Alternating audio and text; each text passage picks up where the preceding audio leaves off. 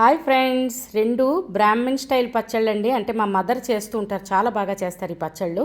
మాగాయ తొక్కు పచ్చడి అంటారు దాన్ని. మామిడికాయలు మన కాలంలో వచ్చినప్పుడు పుల్లటి మామిడికాయలు తీసుకుని వాటి తొక్క తీసిన తర్వాత చూడండి అలా పెద్ద ముక్కలు తరుక్కుంటే అది మాగాయ అండి. అదే చిన్న ముక్కలకైతే మనం లైక్ క్యారెట్ అవి కోరుతాం కదండి, అలా కోరుకోవచ్చు. లేదంటే చిన్న ముక్కలుగా మామిడికాయని తరుక్కుని ఉంచుకుని వాటిలోకి ఉప్పు పసుపు వేసి ఒక వారం రోజులు పక్కన పెట్టుకున్న తర్వాత వాటిని 6-7 ఎండలు ఎండపెట్టుకుని డబ్బాల్లో స్టోర్ చేసి ఉంచుకుంటే ఎప్పుడు కావాలంటే అప్పుడు తీసి మనం కారం కలుపుకునేలాగా మాగాయ తొక్కు పచ్చడి అలాగా నిల్వ చేసుకోవచ్చండి. అది 1 year వరకు నిల్వలు ఉంటాయి. ఆ మామిడికాయ ఏం పాడవదండి, పుల్ల మామిడికాయ కదా, ఏం పాడవదు.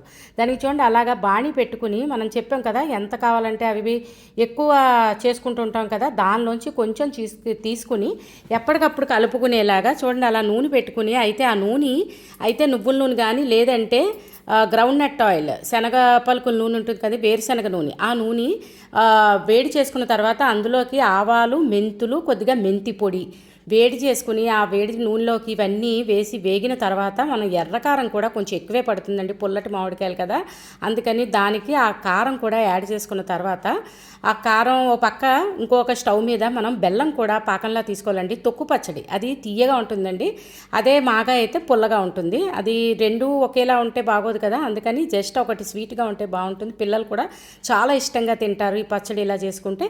దానికి చూడండి ఆ ఇందాకలా వేడి చేసుకున్న నూనె అలా 2 భాగాలుగా చేసుకుని కొంచెం కొంచెమే కలుపుకుంటూ ఉంటే ఎప్పుడు కావాలంటే అప్పుడు కలుపుకోవచ్చు కదా, నిలవ పచ్చడి కదా. దానికి అలాగా నూనె వేడెక్కిన ఆ నూనె చాలా బాగా మరగాలండి. ఆ మరిగిన నూనెలోకి ఈ తీసుకున్న మామిడికాయ ముక్కలు అలాగే ఈ తొక్కు పచ్చళ్ళు 2 భాగాలుగా చేసుకున్నాం కదా, వాటిల్లోకి ఆ ఆయిల్ వేసుకుని శుభ్రంగా అలా కలుపుకోవాలండి. చెప్పాను కదా, మాగాయ అయితే సేమ్ అలాగే తీసి మనం డబ్బాలో లైక్ మంచి గ్లాస్ బాటిల్లో కానీ లేదంటే ప్లాస్టిక్ బాటిల్స్లో కానీ స్టోర్ చేసుకుని మనం అయితే దాన్ని చెద్దన్నంలో కానీ లేదంటే పెరుగన్నంలోకి తీసుకుంటే చాలా బాగుంటుంది.